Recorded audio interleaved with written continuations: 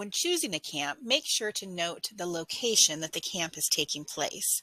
If we click on a camp here, Get Zany with Unicorns, you'll notice that in the description it says the location is Roper Elementary. However, if I go back and I choose French Cooking and Culture, you'll see that there's an asterisk by the title, and the location is East High School. If this is a location that you're not familiar on how to get to, you can go to our camps page, to Maps and Directions.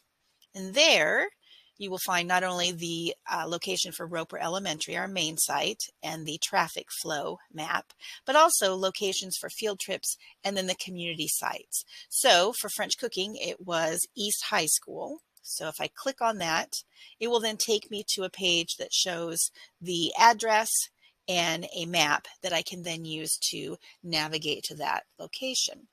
Another point to remember is that when you have two campers at different sites, if the one camper is at Roper, one is at an off-site, you always want to drop off at Roper first and then take your camper to the off-site, in this case, East High School for the French cooking.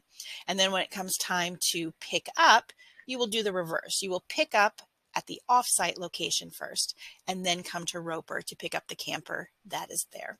We hope these tips are helping you, and we can't wait to see you this summer.